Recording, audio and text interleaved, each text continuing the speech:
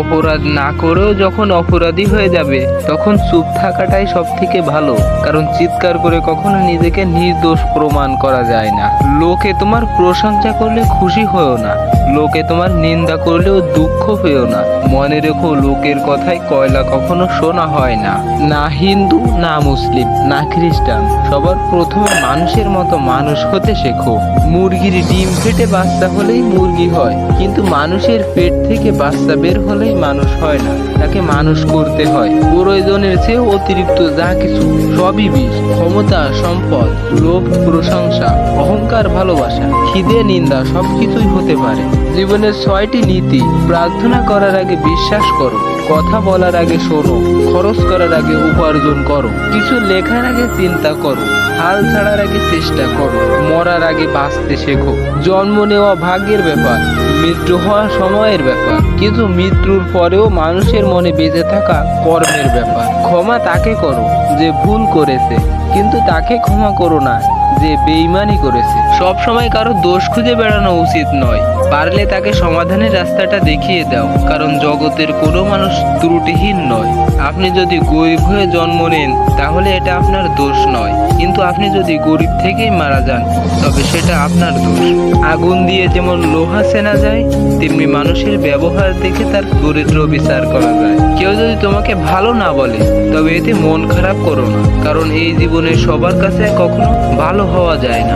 ভালো সময় পুরো পৃথিবী পাশে এসে দাঁড়ায়, আর খারাপ সময়ে নিজের ছায়াও সাথে দেয় না। সম্মান জিনিসটা অনেকটা আয়নার মতো, তুমি কাউকে যতটা সম্মান দেবে তার থেকে তুমি ঠিক ততটাই ফিরে পাবে। তুমি যখন ভালো কিছু করবে তখন অনেকেই তোমাকে দেখে হাসবে, তারপর তোমাকে দেখে হিংসা করবে, এরপর তোমাকে বাধা দেবে, তারপর তুমি সফল হবে। সম্মান পেতে গেলে আগে সম্মান দিতে জানতে হয়। সম্মান না দিয়ে সম্মানের আশা করাটাই একটা বোকামির কাজ।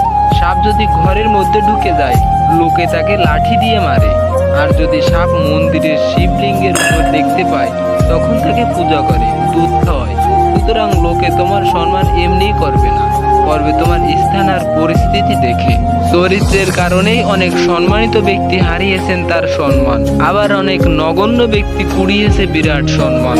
তাই সর্বদা চরিত্রকে ঠিক রাখুন।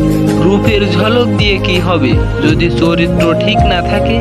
আবেগ দিয়ে কি হবে যদি বিবেক ঠিক না থাকে? শিক্ষা দিয়ে কি হবে যদি ব্যবহার ঠিক না থাকে? জীবনে একটি মুহূর্ত যদি বৃথা ব্যয় হয় তবে সেটিকে কোটি কোটি স্বর্ণ মুদ্রার বিনিময়ে ফিরিয়ে পাওয়া যায় না। সুতরাং বৃথা সময় নষ্ট করার চেয়ে বেশি ক্ষতি আর কিছুতেই হতে পারে না।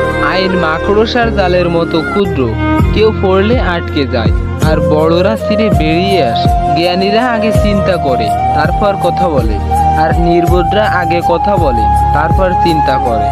অন্ধকার যেমন অন্ধকারকে কখনো তাড়াতে পারে না, কেবল আলোই পারে অন্ধকারকে তাড়াতে, তেমনি ঘৃণা দিয়ে কখনো ঘৃণাকে দূর করা যায় না, ভালোবাসা দিয়ে ঘৃণাকে দূর করা সম্ভব। হিংসা ত্যাগ করতে গেলে সবচেয়ে আগে প্রয়োজন অপরের প্রতি ভালোবাসা আর বিশ্বাস। আসলে কেউ কাউকে ভুলে যায় না, শুধুমাত্র প্রয়োজন ফুরিয়ে গেলে দূরে চলে যায়। নিন্দা করতে গেলে বাইরে থেকেই করা যায়, কিন্তু কারো বিচার করতে গেলে ভিতরে প্রবেশ করতে হয়। স্বামী বিবেকানন্দ একটি কথা বলেছেন, সৎ পথে করিও ভ্রমণ, যদিও হয় দেরি, অসৎ নারীকে করিও না বিয়ে, যদিও হয় সে পরী। Thank you so much everyone watching for video. Every day uploaded new emotional video. Please subscribe now our channel and like this video. Thank you. Assalamu alaikum.